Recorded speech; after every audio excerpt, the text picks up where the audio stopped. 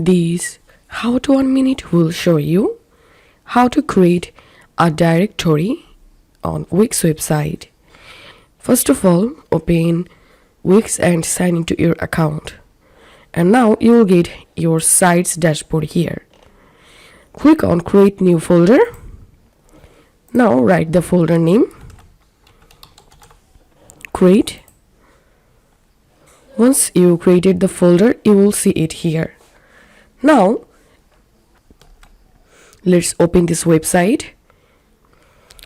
So as you can see, this website current link is howto1minute25.wixsite.com. And now I'm going to put this website in a new directory.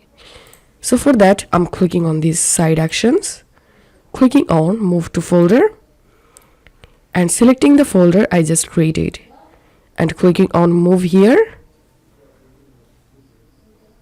And my site has been moved to this folder.